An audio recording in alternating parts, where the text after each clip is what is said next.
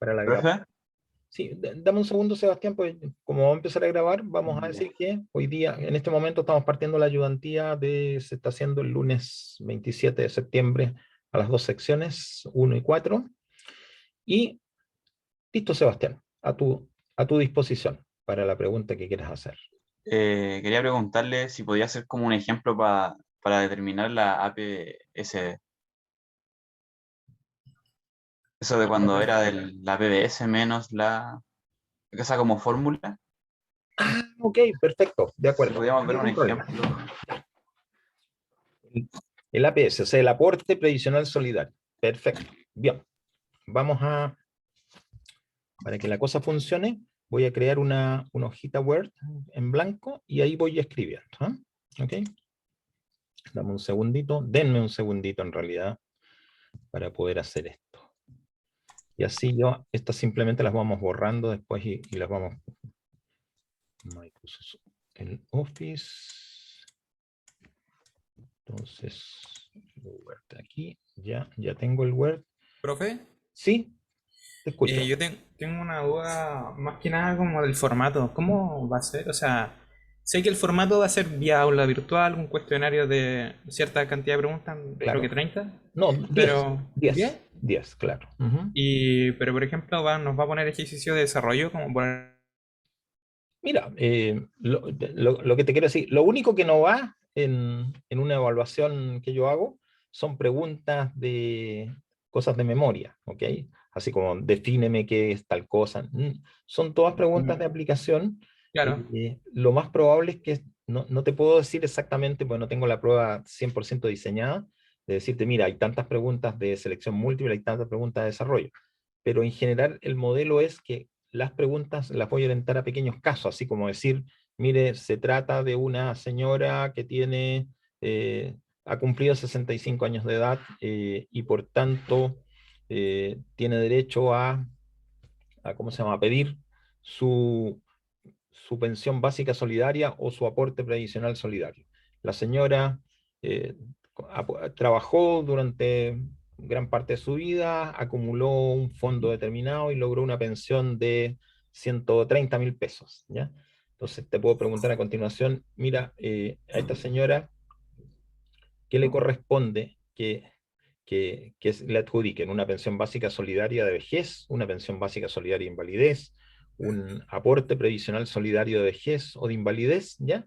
Y de acuerdo a la respuesta, hace el cálculo de cuál sería lo que se le aportaría. Aunque un poco estoy enganchando con el ejemplo que vamos a hacer ahora. ¿Ok?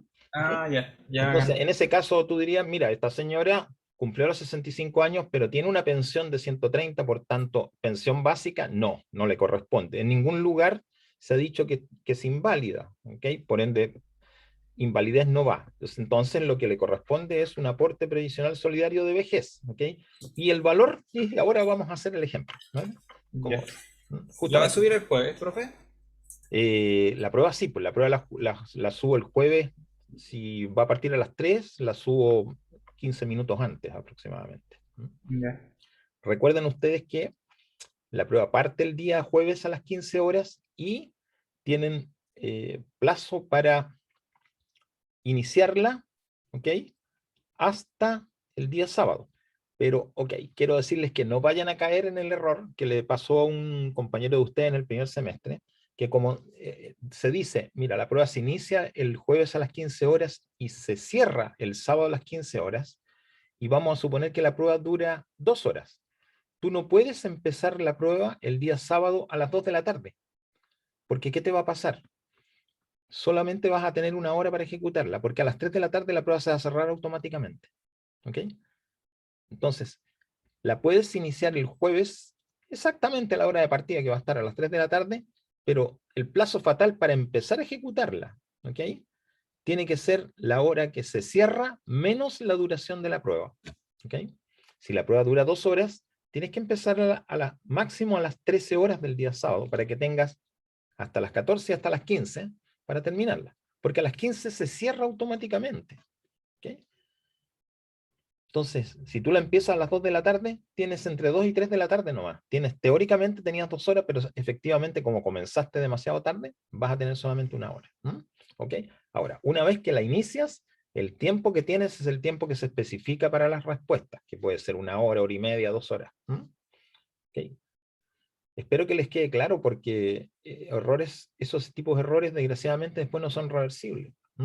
¿Ok? Bueno, denme un segundico que voy ¿cómo se llama? Abrir la página donde está el APS. Esto de aquí, esto de acá, pilar solidario.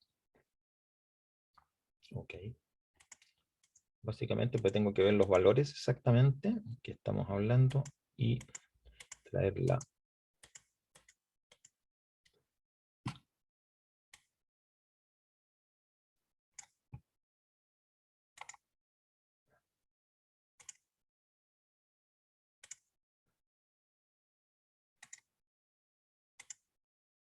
Ok.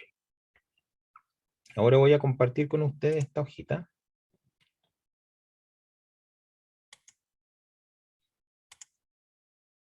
Ok. Ese es el algoritmo o la fórmula que se usa para calcular el aporte previsional solidario. ¿Okay? No necesitan saber la memoria, porque si se les pregunta por esto, ustedes van al material de clase que tienen guardado y la verían. ¿Ya? ¿Okay? Lo único que tendrían que hacer es reemplazar estos valores. ¿Okay? Por ejemplo, en la pensión base, ¿okay? Siguiendo lo primero que estábamos hablando, vamos a suponer que son 130.000 pesos. Pensión base se refiere a, o pensión autofinanciada, es la pensión que una persona obtuvo producto de la acumulación de recursos en su fondo de pensiones. ¿Ok? A lo largo de su vida. Entonces, por definición, una persona que tiene una pensión autofinanciada, cualquiera sea su valor, no importa, no califica para un aporte previsional solidario. De ninguna manera. Perdón, para una pensión básica solidaria. No califica. ¿Okay? De ninguna forma. Los demás datos son datos que hay que obtener también. Por ejemplo, dice PBS, pensión básica solidaria. ¿Ok? Hay dos valores. ¿Ok? Dos valores. Cuando uno va a ver pensión básica solidaria, va a encontrarse con que hay dos valores. Voy a moverme acá.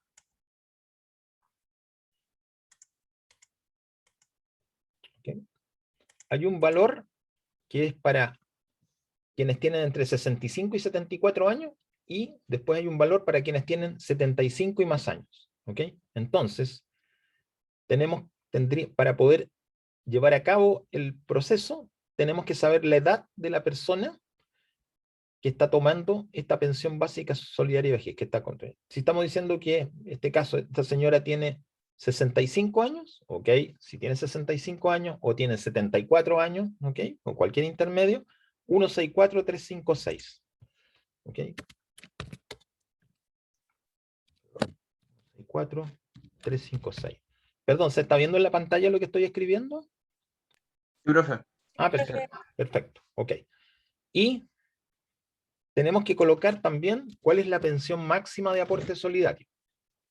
También tiene dos tramos, igual que el caso de la pensión básica, ¿ya? Entonces, tenemos que ver la edad, como estamos diciendo que esta señora tiene entre 65 y 74 años, la pensión, el aporte previsional solidario que corresponde colocar son 485.674.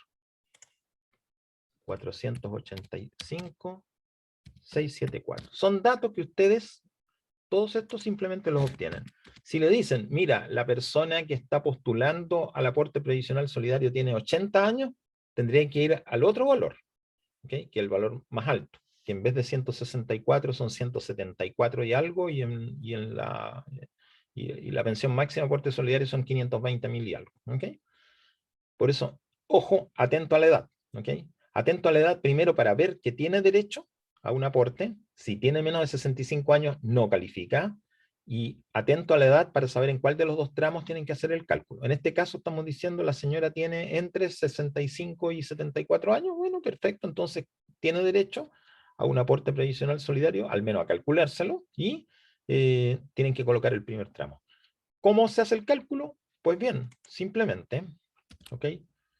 Primero que nada, sacar esta proporción, ¿ya? Que es la proporción de dividir la PBS, o sea, dividir 164,356, lo divido por los 485,674.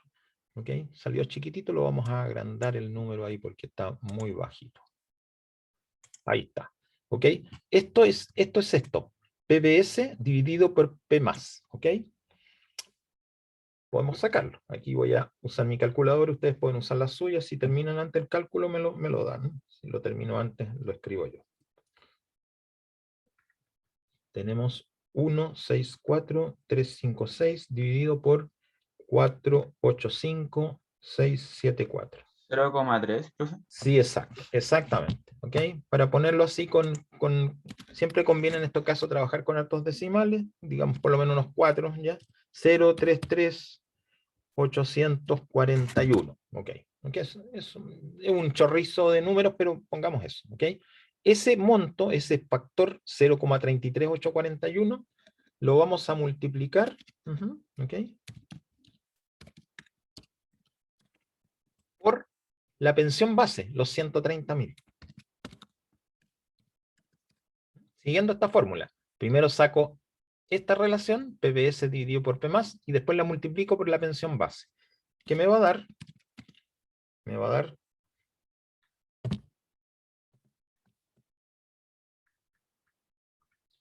43.000. Aquí sí lo vamos a hacer sin decimales. 43.993 pesos. ¿Estamos de acuerdo? Sí, me dio lo mismo. Perfecto. ¿Qué nos falta para sacar cuál es el aporte? Es ahora restar el valor de la PPS, o sea, decir 164,356 menos 43,993. ¿Okay? O sea, 164,356 menos 43,993. O sea, 120.362. 363 o 362. Sí, está bien. Sí, sí, no importa. La exactitud nunca es tan importante. ¿Ok? 363. ¿Ok? Ese es el aporte. Entonces, la pregunta podría ser entonces, ¿cuál es la pensión que va a recibir la señora? La pensión que va a recibir la señora. ¿Cuál es? Los 120.000 fracción. Ya. Los 120.000 es el aporte previsional solidario, pero la pensión que va a recibir la señora son 264. 253. ¿Ok? ¿Por qué 264? A ver, ¿por qué? ¿Qué está sumando? Tenemos que sumarle su pensión autofinanciada de 130. Esto sería la pensión total, llamémoslo así. ¿Qué es lo que le importa a la señora? A la señora no le importa mucho cómo se llaman los componentes. Lo que le interesa es cuánto me va a llegar todos los meses, cuánto me van a transferir a mi cuenta. 130.000, que es la pensión que ella obtuvo con su fondo de pensiones, más 120.363. ¿Ok? O sea, 150.363.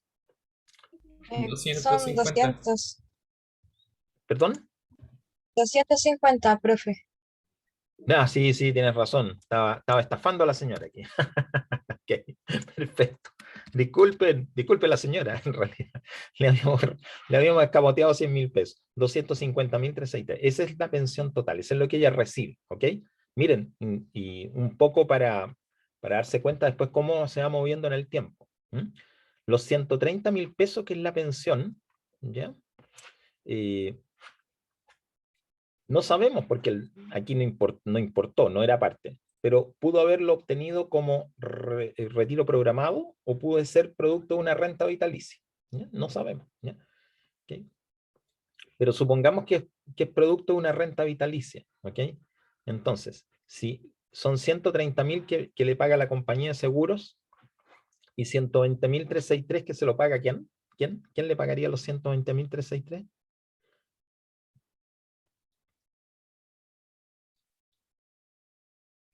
¿Qué institución es la que administra las pensiones solidarias?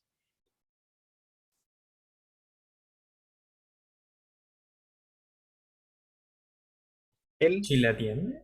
Yes, Chile atiende, o IPS, ¿ya? En realidad está bien, Chile atiende IPS, es lo mismo. Exactamente. Entonces, tiene un pago que viene de la compañía de seguros y un pago que viene del IPS. Y esto para cultura general en realidad. La parte que le viene de la compañía de seguros, los 130.000 que son renta vitalicia, están expresados en unidades de fomento. Entonces, todos los meses va a cambiar de acuerdo a cómo va cambiando el valor de la unidad de fomento, o en el fondo cómo va cambiando el IPC. Y los 120.363 es un valor que se va a reajustar una vez al año. ¿Ok? Una vez al año. En base también al IPC, pero una vez al año. ¿Ok? Entonces, durante todo un año va a recibir los 120.363 y todos los meses va a recibir los 130.000 expresados en unidades de fomento que va a ir subiendo o bajando de acuerdo a si la UF sube o baja. ¿Ok? Eso como cultura general. Pero son dos pagos diferentes, pero que suman. Son pensión. ¿Ok? ¿Quedó claro el ejemplo? Sí, profe, Sí. súper. Profe, Entonces, hay que tener en consideración la edad para calcular siempre el aporte. Digamos, para el cálculo del APS, no es que la edad haya que tomarla en cuenta, porque no forma parte de la fórmula. Lo que pasa es que la edad es importante para saber si está en el tramo 1 de PBS y PMAS o está en el tramo 2 de PBS y PMAS. Porque fíjense ustedes que si dijéramos, esta señora tiene 80 años, entonces yo tendría que cambiar, a ver, vamos a hacer el cambio. Primero que tendría que cambiar la PMAS a 520.366. ¿Ok? Vamos a ver qué nos sale. Nos va a salir obviamente algo distinto. 520.000, 366. Y la pensión básica solidaria sería 176. 176. 096.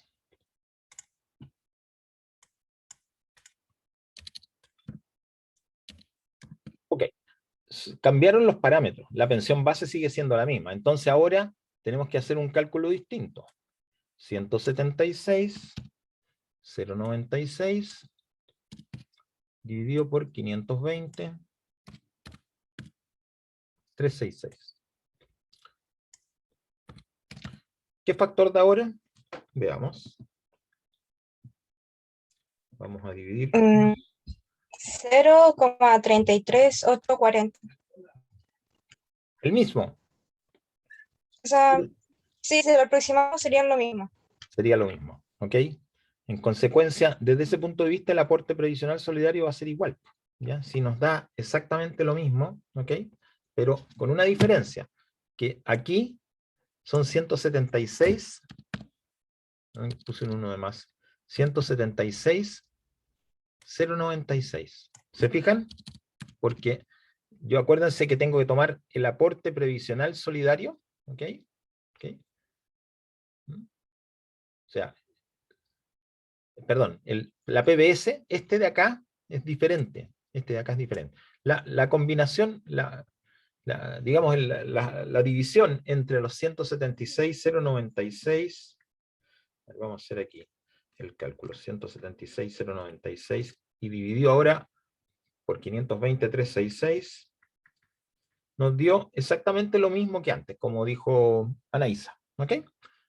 Al multiplicar por los 130, dan los mismos 43,993, pero en vez de restar el valor anterior, ¿ya? Ahora le restamos la PBS que corresponde al tramo de 80 años, ¿ok? Y va a ser un valor distinto, porque ahora vamos a tener 176,096 menos los 43,993. O sea, los 120 se van a transformar en 132, 103, y la pensión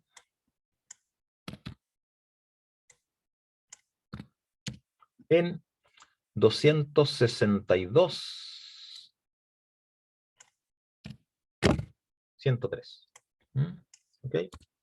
Ahí se nota la diferencia, ¿ya? ¿Ok? O sea, lo que pasó acá es que como la PBS es más alta, pese a que la combinación PBS-P+ sigue siendo el 0,33841, la diferencia es mayor.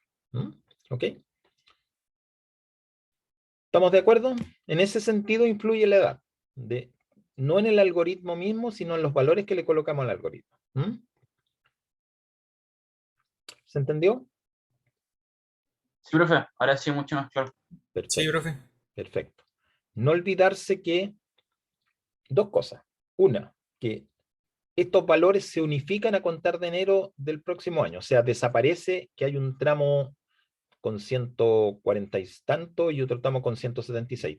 A contar de enero del próximo año, todas las pensiones que son básicas solidarias o todas las pensiones máximas de aporte solidario, todas pasan a ser 176.096 y 520.366. O sea, esta señora, digamos, ¿ya?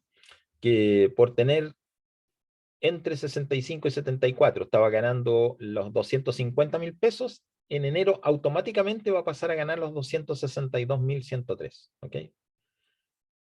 En plata de hoy. O has dicho, el aporte de los 132, 103. Automáticamente va a tener un ajuste de su pensión, ¿ok? Eso, ¿ya? Profe, ¿Mm? en la prueba también va a entrar lo de Capedena y el sistema de pensiones militares. Sí, claro, o sea, son todos los contenidos, ¿ya? De las 4 clases, de las 4 clases, todos ellos. Profe, pero más que nada va a ser como ejemplos prácticos como en la hora. Todo... Voy a que la mayoría de las preguntas sean casos como este. Eso es lo que... Casos como este que no necesariamente lleven cálculo, porque yo puedo poner un caso en el cual les pida, por ejemplo, que me determinen si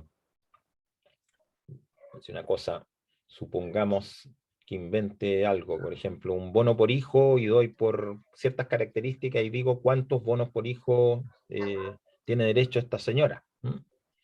¿Ok? No hay que hacer un cálculo, sino que hay que leer bien lo que dice. O sea, pero si tú me refieres a que vamos a tener, la mayoría van a ser casitos pequeños como este, sí. O sea, de este tipo. Que son más de aplicación que de aprenderse de memoria. Pero ustedes tienen todo el material disponible, ¿ya? Y si necesitan, si hay una fórmula que diría que básicamente esta es la única que hay, ¿ya? Eso es lo que... Y tampoco voy a burguetear en detalles menores, ¿ya? Eso no, son cosas grandes las que vamos a ver. Ah, ya, profe, súper Y claro. no, Vale. porque la verdad es que si uno revisa la cantidad de material que tienen ustedes para esta prueba, es mucho, es muy, muy, muy grande, ¿no es cierto? Sí. Sí, entre la bibliografía y lo de clase es bastante grande. Entonces, si nos quedáramos, mira, ya, ok, es solo lo de clase, ya es harto también, ¿ya? Pero la bibliografía es más bien de apoyo, ¿ok? Es porque no todo uno lo puede decir en clase, entonces, bueno, siempre tener algo adicional que uno pueda leer para poder ampliar un poco los conocimientos. Pero finalmente, lo que les decía quizá en la primera clase, este curso no es para formar especialistas, ¿ya? Es para tener un conocimiento general, global, macro de la seguridad social en Chile, ¿ya? Entonces no voy a ir a detallitos, digamos, ¿cómo se llama? Para ver si aprendieron la letra chica de algo. No va por ahí la cosa, ¿ya? Entonces tengan confianza que son cosas generales que vamos a estar. Y nada extraño tampoco.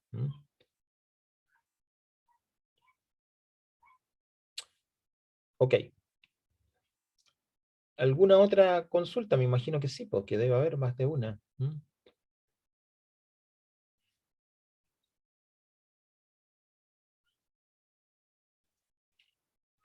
Profe, hay como un ejemplo práctico de cómo determinar la pensión o sea, la pensión de invalidez. O sea, aparte de los porcentajes, algo así como que se haga como lo que hicimos recién.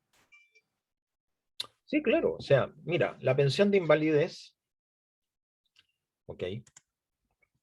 ¿Qué es lo que dice voy a leer en forma textual lo que dice. respecto a la pensión de invalidez. Me voy al tema. Primera cosa muy importante es tener en cuenta que ¿de qué se trata una pensión de invalidez? ¿Ya? Se trata de una persona que antes que cumpla la edad legal para pensionarse, experimenta una enfermedad, ¿okay? O tiene un accidente, siempre y cuando con el, ¿cómo se llama? Con la condición que esa enfermedad o ese accidente no sea del trabajo, sino que sea una cosa, ¿ya? Qué sé yo, imaginémonos que una persona fue a, ¿cómo se llama? A nadar, ¿ya? ¿Cómo se llama? En sus vacaciones, ¿ya? ¿Ok? Y, qué sé yo, tiene un accidente, se golpea contra una roca y queda con ¿cómo se llama? Con una condición que le impida usar sus brazos en forma normal, ¿ya? O que tenga que sufrir una amputación, ¿ya? ¿Ok? No podríamos decir que es un accidente del trabajo porque lo hizo en vacaciones, ¿ya? ¿Ok?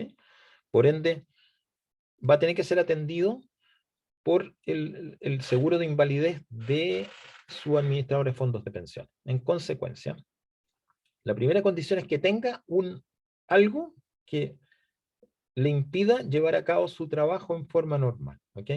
¿Quién va a dictaminar eso? No lo dictamina la persona, no es que diga, mira, yo tengo este problema, entonces me voy a pensionar por invalidez. No, tiene que solicitarlo a la Comisión Médica Regional. ¿Ok? La Comisión Médica Regional va a recibir esa solicitud, le va a pedir antecedentes médicos, lo va a examinar, le va a hacer chequeo y en definitiva va a dictaminar, va a decir, mire, este señor tiene una invalidez parcial, ¿ok? O tiene una invalidez total. ¿Cuál es la diferencia entre una y otra? Que una invalidez parcial es por cierto porcentaje de pérdida, ¿ya? ¿Ok? ¿Ok? Invalidez parcial, digamos, también es en el sentido de que puede ser transitoria, ¿ok? Entonces, cuando se determine que la invalidez es parcial, ¿okay? Significa que esa persona a los 3 años va a tener que reevaluarse de nuevo ante la misma comisión médica y ahí van a decir, mire, usted se recuperó las condiciones y por ende ya... ¿Perdón? ¿Podría repetir lo que acaba de decir? Que cada 3 años, ¿por qué tiene que ir cada 3 años? Cada 3 años, no cada 3 años, a los 3 años, solamente una vez, ¿ok? A los 3 años debe ir a la comisión médica a reevaluarse, porque cuando le dan a una persona invalidez parcial, está el supuesto que podría recuperarse, ¿ok? Podría recuperarse. Entonces, a los 3 años, la comisión médica va a decir, mire, usted ya no es inválido, o usted ya es inválido definitivo. Son las dos alternativas que tiene, nada más. Si le dicen, mire, usted ya no tiene la condición de inválido, esa persona va a dejar de recibir pensión de invalidez y va a volver a su condición normal, ¿ok? Que es de que tenía que cotizar el 10% todos los meses y esperar a cumplir los 65 años para tener la pensión de vejez, ¿ok? Si le determinan que la pensión, perdón, que la invalidez es total, pasa a ser definitiva, ¿ok? Entonces, ya no necesita reevaluarse de nuevo, ¿ok? Entonces, tenemos, resumiendo, la persona sufre algo, digamos, digamos, empeora su salud o pierde algún miembro, ¿ya? O algún órgano, visión, audición, etcétera, ¿ok? Tiene que solicitarle a la comisión médica regional que lo evalúe y determine si tiene invalidez y si la invalidez es parcial o es definitiva. ¿Okay? Si es parcial, a los 3 años se va a reevaluar y puede que se la quiten o puede que lo determinen que ya es definitiva. Si es definitiva, ya es definitiva para siempre. Y ya no tiene que ninguna cosa más volver a hacer. ¿Okay? Esas son las condiciones. Ahora, vámonos al tema de las platas. ¿Okay? Entonces, ¿cómo le van a calcular la pensión de invalidez? Esta persona no llegó a los 65 años. Puede que se haya invalidado a los 25, a los 40 y tantos, a los 50 y tantos, ¿ya? Entonces, supongamos que la invalidez le llegó a los 40 y tantos años, ¿ok? él, durante el periodo que ha llevado actividades laborales, ha acumulado un fondo de pensiones. ¿Okay? Pero obviamente, como a los 40 años, los 40 y tantos años lo pilló la invalidez, el fondo de pensiones es mucho menor que si hubiera llegado a los 65 años. Tiene una cantidad. Entonces, con esa cantidad, él puede generar una pensión, ¿ok? Con lo que tiene. Pero como hay un daño, en el sentido de que este afiliado no llegó a los 65 años porque se invalidó, entonces lo que va a suceder es que va a haber un cálculo, ¿ok? ¿Cómo va a operar ese cálculo de la invalidez? ¿Ok? Va a operar que le van a decir, mire, vamos a calcularle un ingreso base, ¿ok? Y ese ingreso base va a ser el promedio de las remuneraciones imponibles que percibió durante los 10 años anteriores al evento, ¿ok? Actualizados, por supuesto, por el IPC, ¿ok? Entonces, le van a tomar su masa de ¿cómo se llama? Remuneraciones, vamos a actualizarla, vamos a hacer el cálculo y va a salir, qué sé yo, el ingreso base son 400.000 pesos, ¿ok? Perfecto. Entonces, con los 400.000 pesos, vamos a ver ahora si se trata de invalidez total o parcial. Supongamos que la invalidez es parcial. ¿Qué es lo que dice la ley? Va a ser entonces un 50% del ingreso base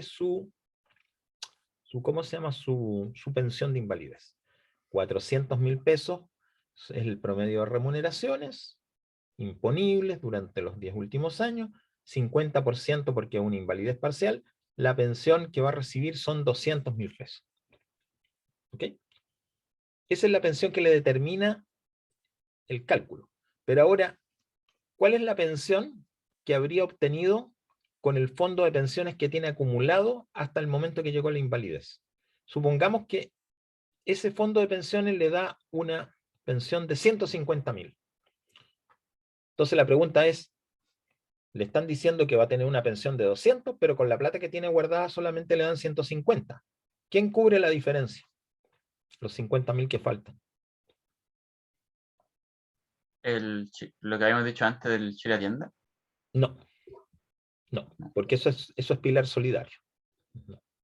No.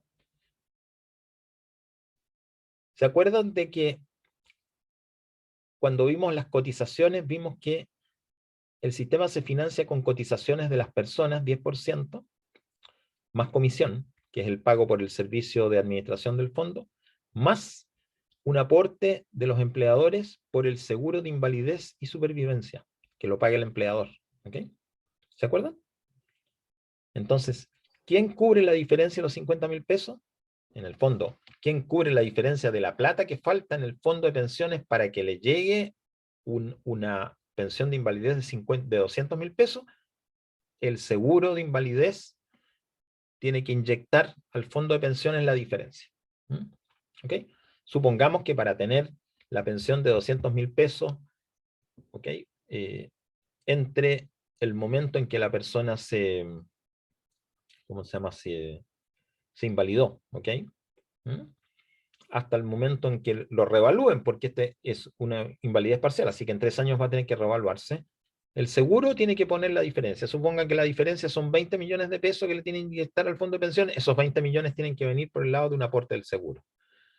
Supongamos que a los 3 años se revalúa y le corresponde invalidez total, que es un 70%. Entonces ahora él tendría un 70% de 400.000 pesos. Ahora ya no serían 200, sino serían 280. ¿Ok? La pensión que tendría para siempre. ¿Ok? Entonces ahora el seguro tiene que volver a inyectar dinero porque lo que había inyectado antes era para que tuviera una pensión de invalidez de 200.000 pesos, pero ahora, como es de 280, tiene que volver a inyectar dinero para que tenga una pensión de 280, porque con sus plata solo alcanza para 150. ¿Se entiende la idea? Por eso hay un seguro y cubre la diferencia. Entonces siempre la diferencia la va a cubrir el seguro de invalidez. Claro. Lo mismo ocurre con la pensión de sobrevivencia, porque la persona fallece y deja de acumular dinero en la cuenta. ¿Ok? Entonces, vamos a poner un caso, pero súper increíble, así, ¿ya? Muy, ¿cómo se llama? Muy dramático. Imagínense ustedes que una persona firma su primer contrato de trabajo, ¿ok? Comienza a trabajar y a los meses de empezar a trabajar, fallece. Por algo que no es accidente del trabajo, fallece por una enfermedad normal, ¿ok? Y hay una pensión de sobrevivencia, ¿ok? La pensión de sobrevivencia, como ha trabajado solamente un año, no se la van a poder calcular en base a los 10 últimos años, se lo van a hacer en base a los meses que trabajó, nada más, ¿ok? Supongan que la persona tiene un ingreso de 800.000 pesos, ¿ya? Promedio, ¿ok? Y juntó dinero de 10% de sus remuneraciones solamente por 6 meses, ¿ya? Que tenía una remuneración imponible de 800, entonces aportaba el 10%, aportaba 80.000, por 6 meses son 80, 6 por 8, casi 500.000 pesos, ¿ya? Con su rentabilidad. Con 500.000 pesos no le da jamás, ¿ya? Para financiar una pensión de sobrevivencia por, qué sé yo, si tiene una cónyuge, puede ser por 40 años, 50 años, 60 años, ¿ok? ¿Ok? No existe ese dinero en el fondo de pensiones, pero tiene derecho a una pensión que le van a calcular en base a su remuneración imponible de los meses que hizo el aporte, llevaba una pensión de referencia y después aplicado el porcentaje que le corresponde a la cónyuge. Entonces uno se pregunta, bueno, ¿y de dónde sale el dinero para pagarle esa pensión? Del seguro, porque él estaba pagando un seguro de invalidez, que no es el caso, pero sí también de sobrevivencia. Entonces, la compañía de seguros es la que va a poder tener los millones que se requieren para que la cónyuge reciba la pensión de sobrevivencia. ¿Ok? Profe, Hasta que la cónyuge fallezca, en muchos años. ¿Ok? la parte que no entendí, profe, ¿Sí? es que, por ejemplo, en el ejemplo que dio que la persona recibiría 200.000 pesos pero eso era como el sueldo, es lo que, el 50% de su sueldo, ¿no? Claro, claro. Porque para el caso de invalidez hay un concepto que se llama ingreso base. Lo primero, mira, hay dos cosas que son distintas. Primero, la primera pregunta es, ¿cuánto dinero tiene la persona que se invalidó en el fondo de pensiones? Inventemos, 20 millones. Perfecto, 20 millones. Se invalidó a los 40 años, ¿ok? 40 años. Significa que va a ganar una pensión de invalidez, en teoría, hasta su expectativa de vida, ¿ok? Le van a aplicar la tabla de mortalidad y eso significa que va a tener que recibir esa pensión de invalidez probablemente, porque es una tabla de probabilidades, probablemente durante 45 o 50 años, ¿ok? Bien, eso es por parte de cuánto dinero juntó, su expectativa de vida, y eso supongamos que si le aplicamos cuál es la pensión autofinanciada que le va a dar, ¿ok? Es, qué sé yo, 30.000 pesos, ¿ok? 50.000 pesos, una cifra así, ¿ok? Pero ahora le hacemos el cálculo de cuánto le corresponde. Entonces estamos ingreso base. ¿Cómo se calcula? Vemos el promedio de las remuneraciones imponibles que recibió efectivamente los últimos 10 años anteriores a que se invalide, ¿ok? Y le aplicamos un factor dependiendo si es invalidez parcial, 50%, o invalidez total, 70%. Y eso nos da que la pensión que ese señor debe recibir son 200.000 pesos. 200.000 pesos, pero con lo que él juntó solamente le da para 20.000 pesos. Entonces, la ley determina que a él la pensión que le corresponde son 200.000 pesos. Los recursos que él juntó dan para 20.000 pesos. ¿De dónde salen los 180.000 restantes que hay que pagarles? Como se invalidó, se aplica el seguro de invalidez. Y la compañía de seguros pone la diferencia. ¿Ok? Es como cualquier seguro. ¿Ok? Si tú tomas un seguro de incendio y la casa donde vives se incendia, la compañía de seguros va a pagar de acuerdo a las coberturas contratadas. ¿Ok? Le va a pagar a las casas que se incendian. No va a pagar por las casas que no se incendian. ¿Ok? Entonces, el arte de una compañía de seguros es tener calculado de muy buena forma cuál es el riesgo, ¿ya? O probabilidad que se incendien casas dentro de una muestra. ¿Ok? ¿Sí? Y de esa manera, esa compañía de seguros puede calcular cuánto debe cobrar mensualmente para formar un fondo de tal manera que las casas efectivamente incendiadas que tienen que pagar no signifiquen que el fondo no alcanza, porque si no la compañía de seguro iría a la quiebra, sino que cubra y además deje una razonable utilidad. En esa forma opera una compañía de seguro. En este caso, Ya. Ahí en cacho. este caso el seguro que estamos cubriendo es invalidez o muerte, que en el caso de la pensión de sobrevivencia. ¿Okay? Son millones de personas las que toman el seguro. Son todos los afiliados que cotizan, están pagando el seguro a través del el empleador, está pagándolo por ellos. Entonces están entrando grandes cantidades de dinero, están formándose un fondo muy alto. ¿Cuántos se invalidan de todos los cotizantes? Evidentemente un porcentaje bajo. ¿Cuántos se mueren? También es un porcentaje bajo. ¿Ok? Porque la cobertura, ¿ok?, de este seguro de invalidez, ¿ok?, y de sobrevivencia, solamente llega hasta que la persona se pensiona, ¿ya? ¿Okay? Cuando la persona se pensiona, deja de existir el seguro de invalidez y sobrevivencia, porque la persona cuando se pensiona ya tiene pensión, ¿ya? O sea, si yo ya me invalidé y tengo una pensión, que sea una renta vitalicia de 20 unidades de fomento, y me invalido, bueno, el hecho de que me invalide no afecta a mi pensión, sigo ganando las 20 mismas unidades de fomento. ¿Okay? ¿Qué pasa si me muero? Existe el beneficiario, que ya está determinado con un cierto porcentaje. ¿Okay? Entonces, por eso, cumplida la edad legal, en el caso de los hombres, ¿ya? Cumplida la edad legal. Y en el caso de las mujeres, cuando cumplen 65 años, cesa la obligación de cotizar por el seguro de invalidez y sobrevivencia, porque se entiende que a esa edad ya existe una pensión.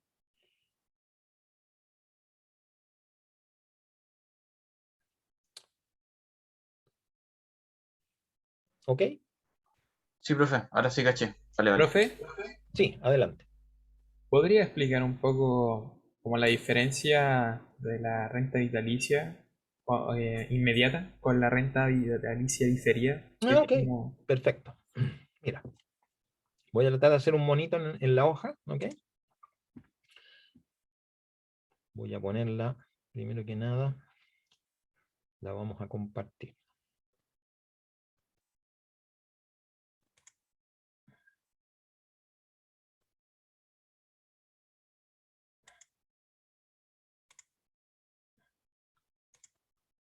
Voy a borrar esto de acá.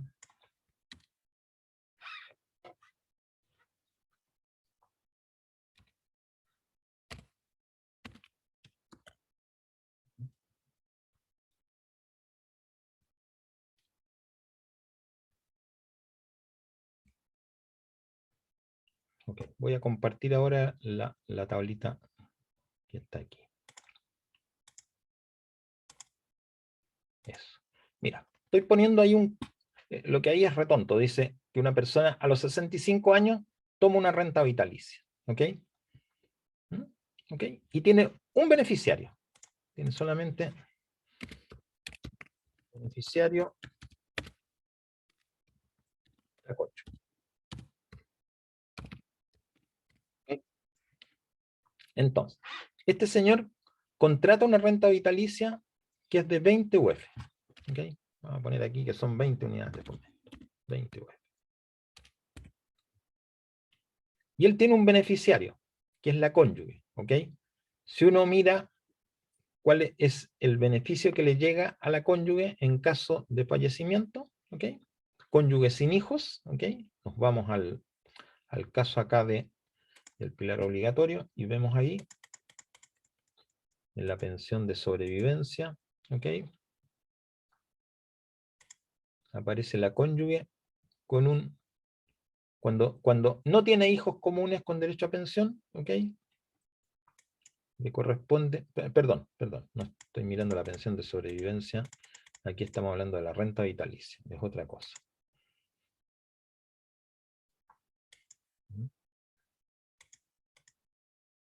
Ok, le corresponde un 70%, ¿ok? En caso de fallecimiento corresponde un 70%, perdón, aquí esto es la cónyuge, 70%. O sea, le corresponderían 14 UF. ¿Okay? Si yo contrato una renta vitalicia normal, ¿ya? Sin renta vitalicia absolutamente normal, ¿ya? Significa que este señor va a recibir 20 unidades de fomento hasta el momento en que fallezca, ¿ok? Y si la cónyuge sigue viva, porque se podría haber muerto antes que él, ¿ok? Pero si la cónyuge lo sobrevive, ¿ok? ¿Ya? Y este señor, por ejemplo, se muere, vamos a poner aquí, que a los 70 años fallece. ¿Ok? ¿Cuánto va a recibir la cónyuge a contar de ese momento? 14 unidades de fomento. ¿Ok? ¿Me entienden? Entre los 65 y los 70 años, que son los 5 años que él sobrevivió con su renta vitalicia de 20, recibe 20, falleció a los 70, entonces a contar ese momento entra la beneficiaria única que existe, la cónyuge, y recibe 14 unidades de fomento. ¿Hasta cuándo? Hasta que se fallezca también, ¿ya? Cuando fallece la cónyuge, como ya no hay más beneficiarios y es renta vitalicia, finish. No hay más que hablar. Se acabó todo. ¿Okay? Entonces, este señor dice lo siguiente, dice, pucha, no quiero que mi cónyuge reciba una pensión más baja de las 20 unidades de fomento teórica que voy a recibir. O sea, entonces, dice, yo me gustaría garantizar que me muera o no me muera, ¿ok? Se pague durante 10 años 20, digamos, la renta vitalicia completa. No puedo hablar de 20 UF porque no va a ser la pensión exactamente igual, ¿ya? ¿Okay? Pero entonces él dice, voy a garantizar que hasta los 75 años mi cónyuge, si yo fallezco, va a recibir la renta vitalicia completa. ¿Ok? Entonces, claro, aquí la compañía de seguro hace un cálculo un poquito distinto, porque en el fondo sabe que va a tener que garantizar el pago hasta los 75 años y después el tiempo que reste va a ser la que le correspondería de acuerdo al saldo que queda, 70%. ¿Ok? Bien. Entonces le dice, mire, como ahora es una renta vitalicia garantizada, el beneficio va a ser de 18 unidades de fomento. ¿Okay? Entonces significa que pase lo que pase, el beneficiario, la cónyuge, en primer lugar, el pensionado y la cónyuge, hasta que se cumpla 10 años, ¿ok? Desde que se recibió la pensión, se va a recibir 18 unidades de fomento. ¿Okay? ¿Qué pasaría si el caballero fallece efectivamente a los 70 años? Durante 5 años, la cónyuge va a recibir las 18 unidades de fomento. ¿Okay? Él lo recibió durante 5 años y la cónyuge durante 5 años más. ¿Qué va a pasar después de los 75 años? La renta vitalicia va a generar una renta vitalicia para la beneficiaria hasta que fallezca, que va a ser equivalente al 70%, ¿ya? De ese valor. 70% exclusivamente. ¿Se entiende? Yo lo que estoy haciendo con una renta vitalicia garantizada es precisamente eso, garantizar que se paga la renta vitalicia completa durante un periodo de tiempo dado, independiente si el titular fallece o no fallece. ¿Se aclaró, estimado? ¿O le damos Sí, otra vez? profe. Perfecto. Ok. ¿Qué más les interesaría conocer?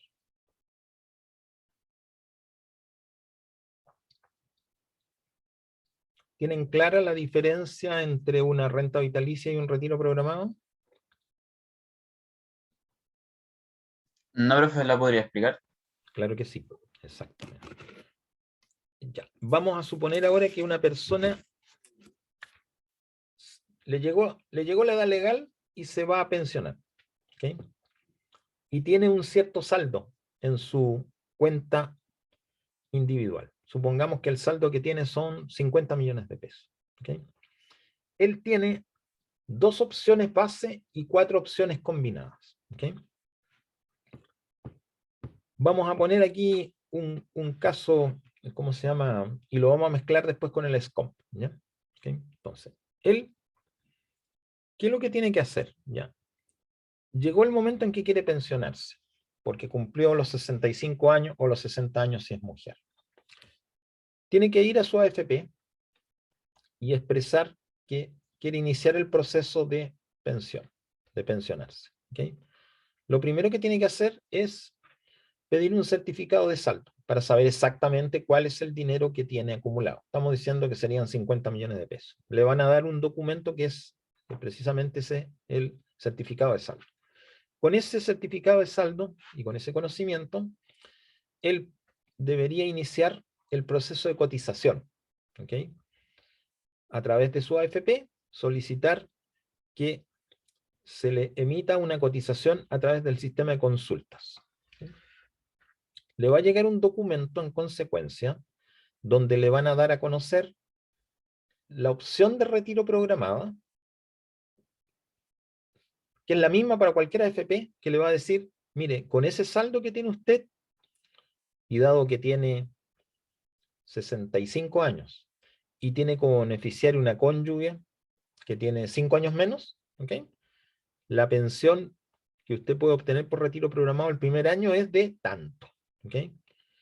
Y simultáneamente con esto, hay cotizaciones de 4 compañías de seguro de vida que le ofrecen rentas vitalicias. ¿Okay? Que son de distinto monto cada cual, pero muy parecidas. Entonces, con este certificado de cotización que le emite este sistema de consultas, ¿okay? Él tiene información. ¿Okay? Por supuesto que uno podría pensar que está obligado a elegir. La verdad es que no está obligado a elegir. Puede tomar esta información y no hacer nada con ella. ¿Ya? Quedarse simplemente... Ahí prendí la luz un poquito. Puede tomarlo con información y no tomar ninguna decisión. Puede postergar la decisión, puede volver a pedir más adelante otra cotización. No está obligado a nada. Las cotizaciones que entrega el STOM no son vinculantes, no son obligadas para el afiliado que quiere pensionarse. Pero bueno, finalmente él se va a enfrentar a estas dos opciones básicas: retiro programado o renta vitalicia.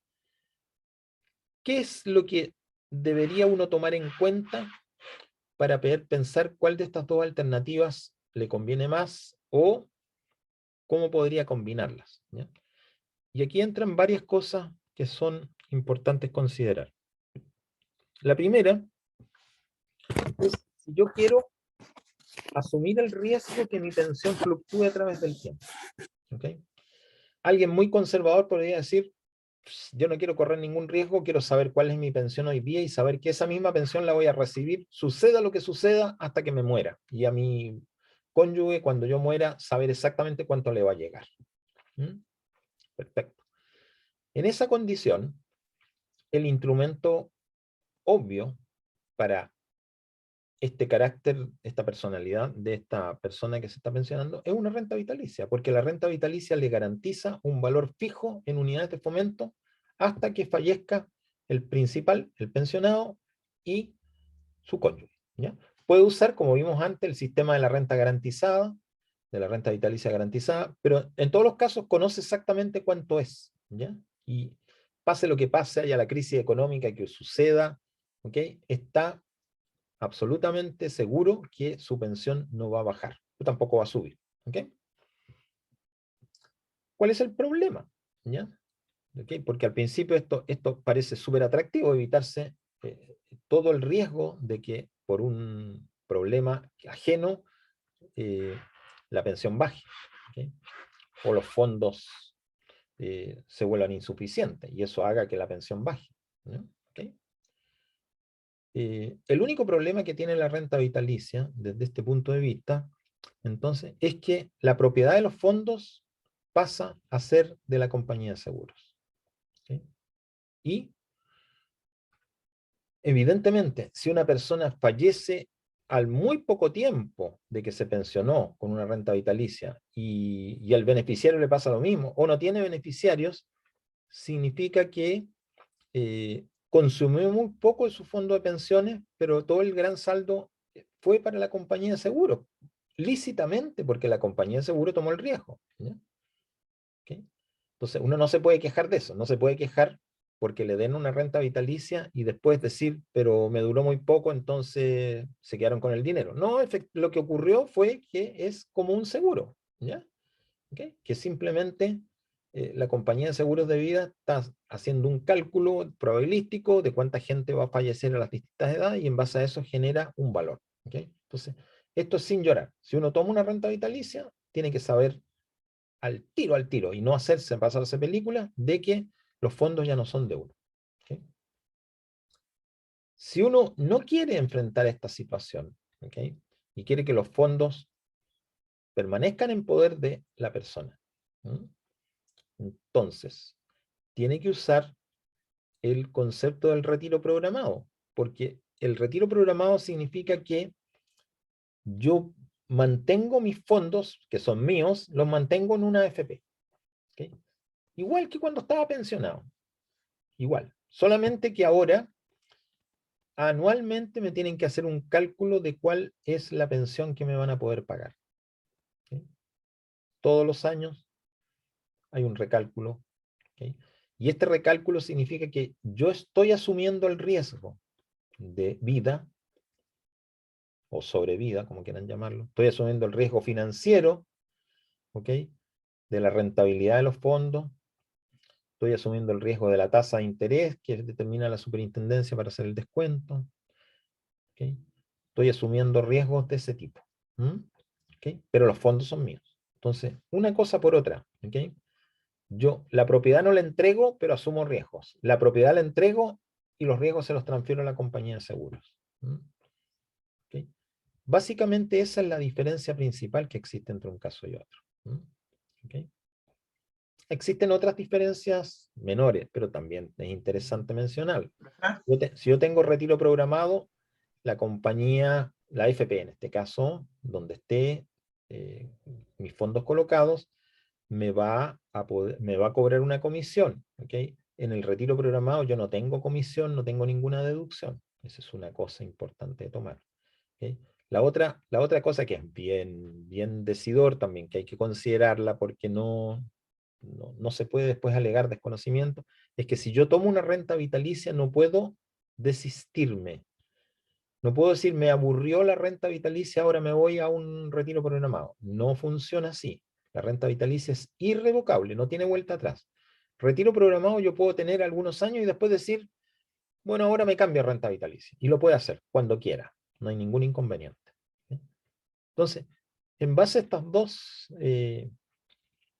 opciones principales, uno puede hacer combinación. Una combinación posible es decir, este porcentaje de mi fondo de pensiones es para retiro programado, este porcentaje de mi fondo de pensiones es para renta vitalicia. ¿Okay? Y partimos entonces. Supongamos mitad y mitad. La mitad la tengo en la AFP, la mitad la usé para comprar una renta vitalicia.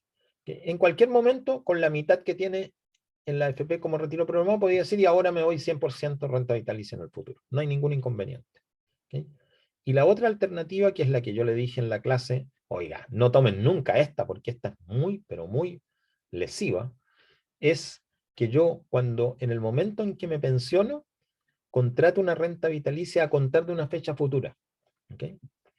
Entonces estoy, por decir una cosa, los primeros 4 años con retiro programado y a contar del 5.º año con renta vitalicia.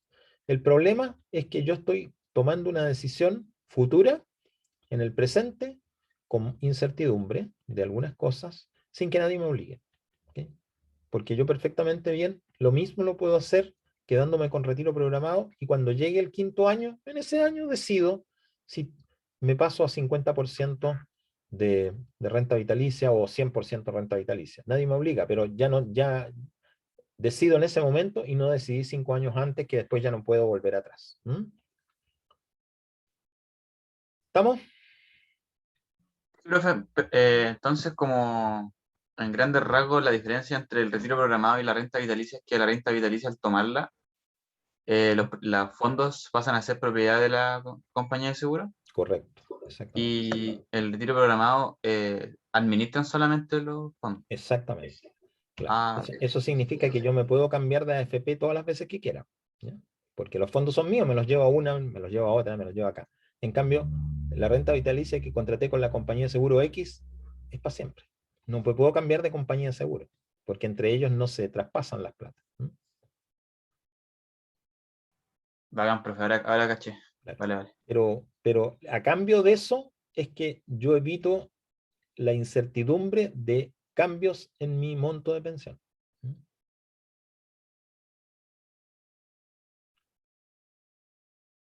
Ok. O sea, evita cambios al pasarse a la renta vitalicia. Claro, la renta vitalicia es por principio una renta fija en unidades de fomento. Por ende, nunca va a cambiar. ¿Okay? Imagínense, voy a poner un caso dramático otra vez, pues siempre los casos dramáticos son muy buenos para ejemplificar. Imagínense que yo tengo mi fondo de pensiones, me pensioné, ¿ya? Y mi fondo lo dejé en la AFP con retiro programado, ¿ok? Y viene una hecatombe financiera, qué sé yo, quiebran empresas por miles en Europa y en Estados Unidos, y se vienen abajo de los valores financieros, mi fondo de pensiones va a bajar. ¿Ya? A lo mejor puede que baje un 50%, ¿ya? Y el 50% que baje va a significar que mi pensión va a bajar un 50% también. ¿Mm? ¿Ok? Si yo estoy con renta vitalicia, no me va a generar ningún cambio en mi pensión, porque mi pensión contratada es de unidades de fomento fijas de por vida. Se dan cuenta que en un caso estoy tomando el riesgo de cambios en la pensión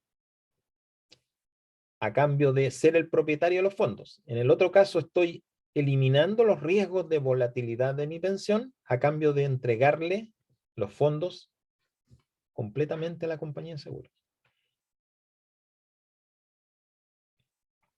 Aquí no hay un sistema mejor que otro, es cuál se adapta mejor a las condiciones personales de cada uno. ¿Okay? Si tomamos 2, 3, 10 personas con la misma cantidad de fondo de pensión, la misma edad de pensionarse, hay cosas que hacen diferente absolutamente la decisión. ¿Okay? Una de esas puede ser, por ejemplo, el estado de salud del pensionado.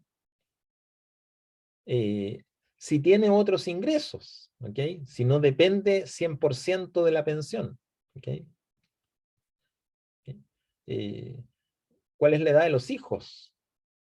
¿Ya? Si todavía está, al pensionarse, todavía le quedan muchos años de gastos de educación, por ejemplo. ¿Okay? Deudas que puede tener la persona. O sea, es muy, pero muy distinto, ¿ya? La decisión que se tome de familia en familia, de persona en persona. No hay una fórmula que diga, esta es mejor que la otra. ¿Ya?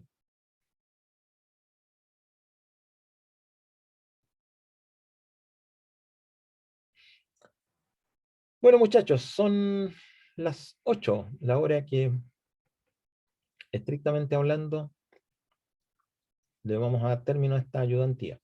¿Ok? La dejamos grabando, así que voy ahora a cortar la grabación. ¿Ok? Pero antes de cortarla, la pregunta de costumbre. Si tienen alguna duda, alguna pregunta todavía, igualmente la vamos a contestar. ¿Ok? Terminamos si es que no tienen dudas, ustedes no tienen ninguna pregunta más. No, profe, o sea, me la resolvió al tiro las que tenía. Perfecto. ¿Los benjamines, bien? Sí, yo creo que estoy bien por ahora, aunque igual tengo que revisar un poco más las guías, pero están Sí, claro, completas, porque así que hay están más genial. cosas que se pueden preguntar, por supuesto, pero no nos da para tanto. ¿Ok? Antonia, ¿todo bien? Sí, profe, muchas gracias. Perfecto. Ya pues, estimados, entonces, ahora sí, vamos a cerrar la grabación. Ahí la vamos a cerrar. Stop recording.